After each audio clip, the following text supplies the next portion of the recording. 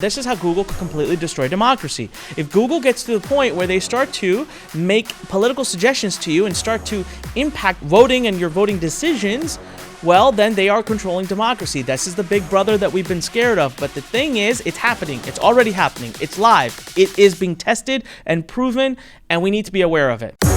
Too many times as entrepreneurs, ignore what's happening in the political world because we don't want to get dragged down into the mess.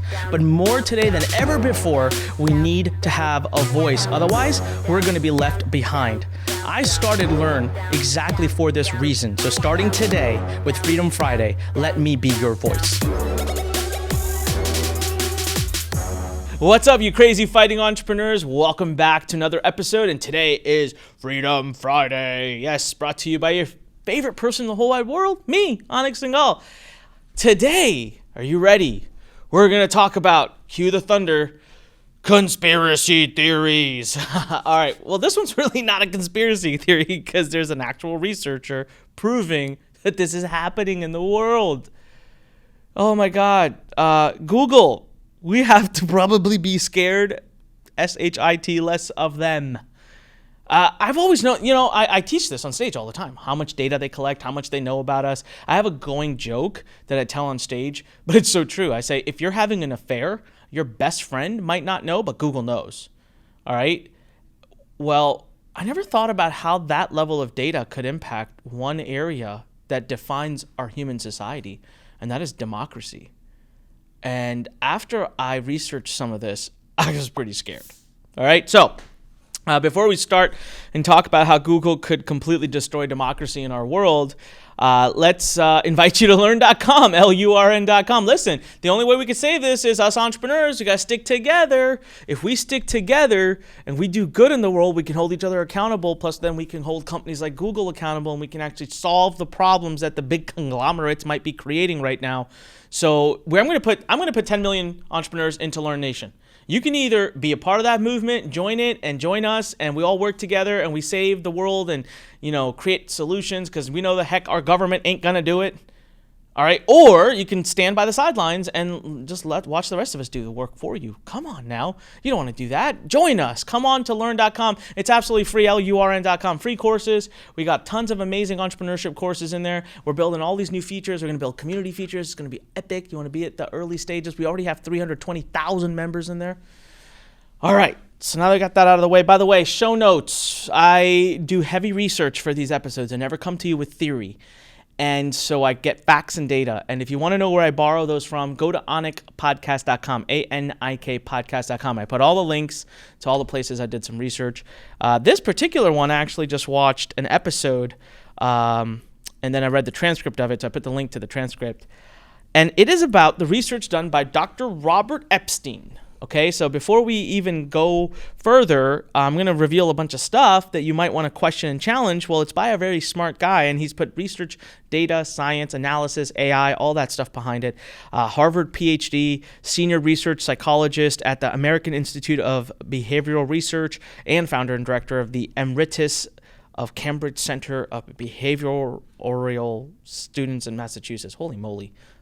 Very long titles. I've actually reached out to him and his organization, and I'm asking him to come on The Fighting Entrepreneur as a guest for Freedom Friday. Let's see if we can make that happen.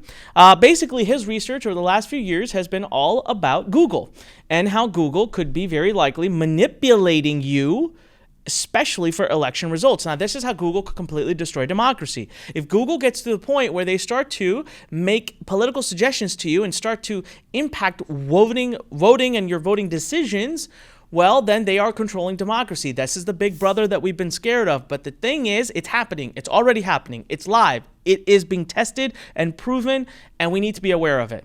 And Dr. Robert Epstein's research is being poo-pooed on, and he's being called crazy by guess who? That's right, the liberals. Here's the crazy part. He's a big supporter of Clinton. So this is not some kind of partisan nonsense. He actually is on the record. He talks about it as an interview. He's a big supporter of the Clintons. He has signed letters from them. He is a big. He says he's an independent, leaning, very liberal. So this was not him trying to say that the Clintons tried to do any crazy stuff in 2016. This was him saying, listen, we have a problem with our democracy. We could be very soon completely controlled and no one will know, because here's the deal. If you wanted to launch an investigation right now on Google, what are you going to do about the 2016 elections? There's no paper trail. The results have come and gone. The results have since changed and evolved. There's no way to prove it unless there's some monitoring in place, and that's what he's trying to propose. He's not really even proposing, that the government oversee these things and that there be more regulations, because I don't know, that never really seems to work, but some monitoring could keep them in check. And he did light monitoring with his small budget and found some serious problems. So here's the thing. There's a lot of ways Google can impact us, but does Google, let's start with saying this. Does Google have a preference? Now, Google is a large organization with thousands of employees. So, wouldn't the general population and political beliefs be equally represented in the company, and hence one action would nullify the other action, so we would hopefully have no output of unjust things? Well, all right, you ready? They do, because this came right out of the article. Typically, 95% or more of the donations from Google goes to Democrats. 95%. The former head of Google, just hear this out, I'm reading it word for word. The former head of Google, Eric Schmidt, offered in writing to run Hillary Clinton's tech campaign in 2016. As a matter of fact, Hillary Clinton's chief technology officer is a woman named Stephanie Hannon. Right before she came to Hillary's team, she was an executive at Google, and Google and Alphabet, its parent company, they were Hillary Clinton's largest donors in 2016. Google is Clinton's largest corporate contributor in 2016, $1.3 million between employees and top executives. Okay, so from that's fact. That's data. Can't argue it. That establishes that they would probably have they're partial. Let me ask you a question. If, let's say Pepsi and Coke, there's two companies, Pepsi and Coke, okay? You just invested $5 million into Pepsi. Or, fine, forget that, $1.3 million into Pepsi. Not Coke, Pepsi. So someone comes along and has a multi-million-dollar order that they want to put. So there's this company you're talking to, and they're like, yeah, we're looking at putting a multi-million-dollar order in. We can't really figure out Pepsi or Coke. Who do you encourage them? This is human behavior. I just want you have bought into Pepsi stock with $1.3 million. Some company comes to you, and they're asking for your suggestion. Where do we go, Pepsi or Coke? What are you going to say? Human behavior. You're going to say Pepsi. You're not going to say, oh, sorry, we're equally blah, blah, blah. I cannot tell you. They're both good. You decide on your own. No, you're going to say Pepsi. You might disclose the fact that you own Pepsi or own $1.3 million of Pepsi, but you're still going to say Pepsi. That's just human behavior, right? So yes, Google does have this set up. Now, here's the thing. So Dr. Epstein here, he decided to do a little test. So let me read you his exact test, and then I'm going to come down to the 3 ways that Google can impact voting.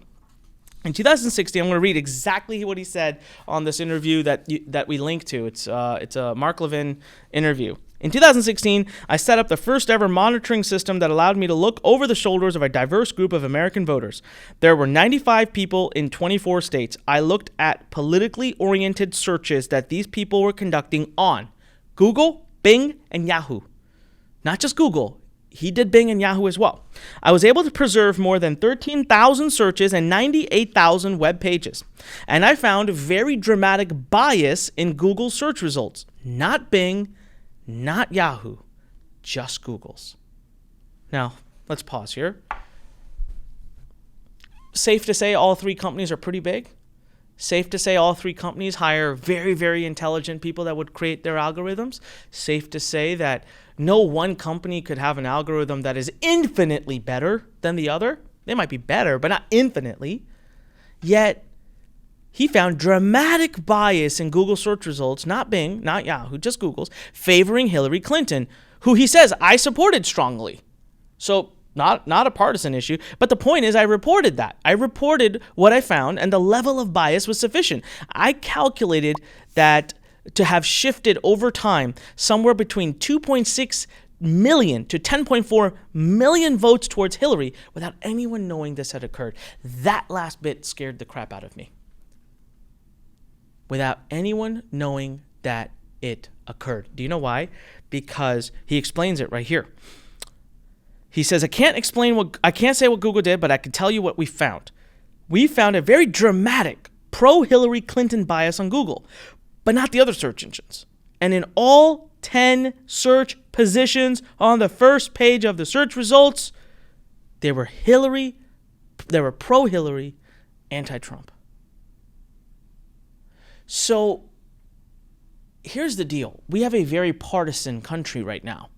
And what we are finding is that if you are a Democrat, your flag is planted. If you are Republican, your flag is planted. This is why we're fighting so much. Because it almost at this point doesn't even matter what our leaders are doing. We don't care. We support them blindly. All right? We're all at fault here. I'm at fault here. Okay? If I have to wear red or blue, like I'm wearing red. Simple. Okay? And if there's a conspiracy that says that, Donald Trump is at fault for doing something, I'm automatically, I'm just like, what? You're wrong. Like, that's my first reaction. So I'll plant my flag in the ground as well, right or wrong. But that's where we are. We're a partisan situation right now. So who decides many times the winner right now, especially in 2020? It's the independents. It's the, I'm still on the fence, I don't know. And what scares me is that Google knows who doesn't know. Google knows that. Listen, let's take a step back. I'm going to take a step back from Dr. Epstein's research here, and let me ask you a question. Why do I joke that Google knows if you're having an affair, even if nobody else in your life knows you're having an affair? Because Google knows where you go. Google knows where you go repeatedly. Google knows at what time of the day you go. Google also knows who else goes to the same place. Google can look for patterns. And Google could easily, mathematically figure out, oh, there's something going on. Because Google will know if there's a male and a female seem to keep showing up at the same place, same IP address, weird hours of the night, that then retreat to other residences. Google will know if you're married. Google would know. I mean, Google would just be able to figure it out. If they wanted to build an algorithm to figure that crap out, they would do it in minutes, and it would know everyone in the country is having an affair. And that's some of the most personal, private information. I joke about this and people laugh, but I'm like, look, it's the easiest way for me to articulate the level of information Google has. They can read your emails, they watch your search results, they know every web page you visit, they know if you're using Google spreadsheets like I do, they know about your financials, your numbers. If you use their documents features, they know that. If you're traveling, they know where you're going, they know what kind of tickets you bought, they know what airlines you prefer, they know where you go, they know where you travel to, they know where you drive, where you work, come on.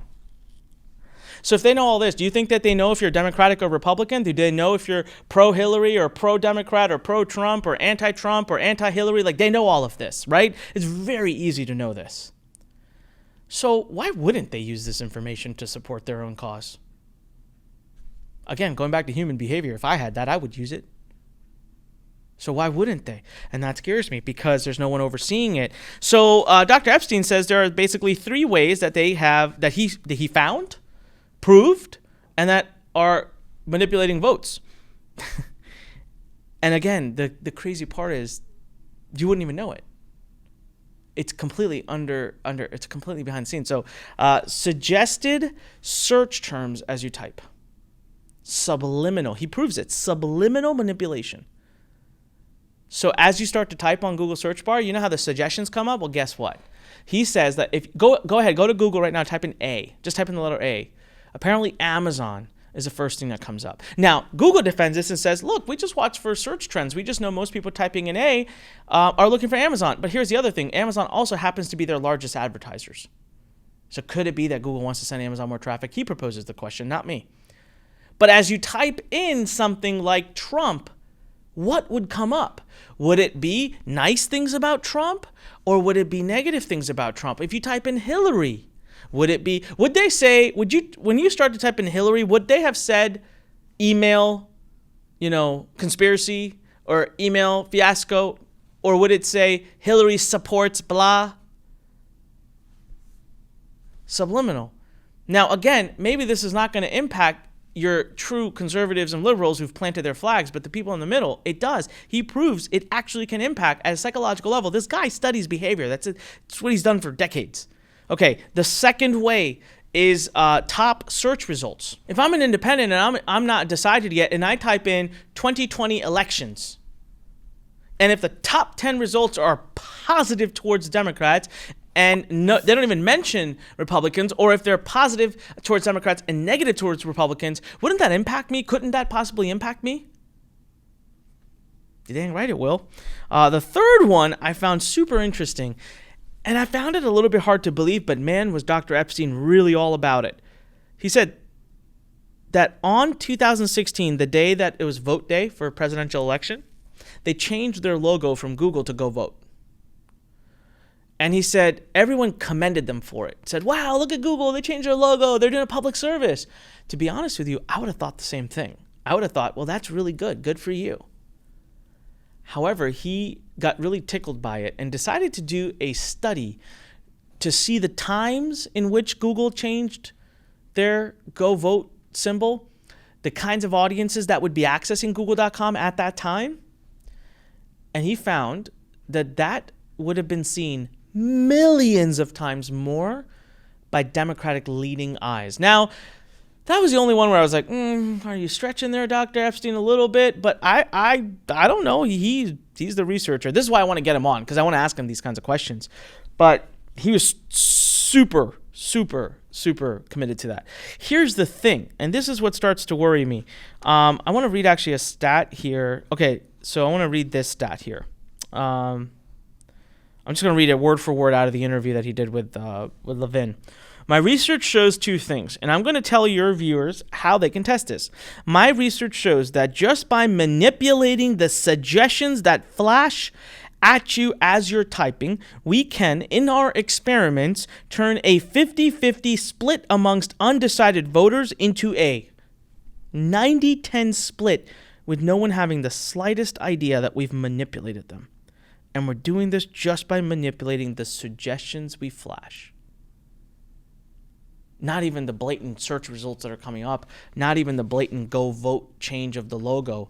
But why do I worry about this, and what is it that Dr. Epstein needs? So I'm going to throw some stuff at you. First of all, his URL is mygoogleresearch.com. He says he needs $50 million to do a very thorough, super in-depth monitoring of the 2020 elections. He is expecting a complete nightmare. He is thinking that all of the sources out there are going to be at their max disposal, running like crazy, doing all kinds of nonsense. We're not going to know what's true, what isn't. We're going to be getting manipulated by the top.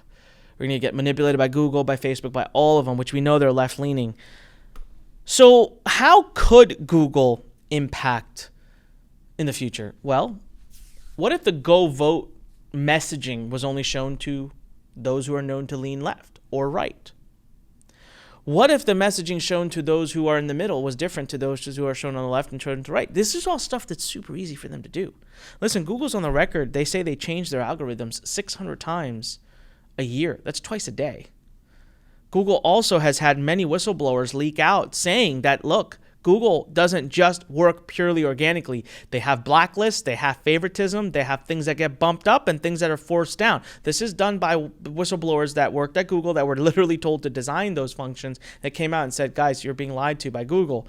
So Google is already doing the manual manipulation. So they already have all the data, and they've already shown that they have a financial benefit towards one particular candidate in an election. What is stopping them? There's no paper record, there's no paper trail, there's no way to hold them accountable unless someone like Dr. Epstein has their $50 million to run a massive monitoring system, which then could be logged, saved, and run as run through it, and they could actually statistically prove that there's bias. And in which case the government could monitor that, and that alone, that kind of public monitoring would force Google to not manipulate. But they're reading all your stuff, so they can manipulate however they want. And I just thought this was something that was really interesting to be aware of. I don't like conspiracy theories, but this kind of stuff, this is real. This is happening. So there you go. Now, oh, by the way, last point. This isn't just for America. Google doesn't work in just America. They could take over the democracy of every country. There's already proven record that they did this in Israel. There was a test done in India. They felt that it was being done in India. They could do this everywhere. They could control not only who you vote for, they could control the voting on political issues like Brexit. I mean, this is huge. So anyways, check us out, anikpodcast.com. Get the link. Support Dr. Epstein. Thank you very much to Mark Levin for doing the interview that I could then quote here. Give all credit of this to him. I hope to be able to get Dr. Robert Epstein on one of these days, and would love to ask him some questions about his work. Come on, fighting entrepreneurs. We got to stick together. We got to stay informed. Don't let go of our democracy. We got to fight for this thing together. That's why I ask you to join Lurn.com, Lurn.com. Join us in one platform. Let's stick together. Let's hold the world accountable. Let's hold entrepreneurs accountable. And let's make sure we're always doing something to help the world, not ruin the world. This is Anik Singal reminding you, when life pushes you, stand straight, smile, push it the heck back. Go to anikpodcast.com. If you're watching on YouTube, come on, leave me a comment, click share, click the little thumbs up icon, click the bell icon. And if you're listening to us on your favorite podcast platform, please make sure to subscribe and leave us a great comment and tell everybody about us. This is Anik Singal signing off. Come on, entrepreneurs, go out there and fight for your dreams. Until next time. Thanks for listening to The Fighting Entrepreneur with your host, Anik Singal.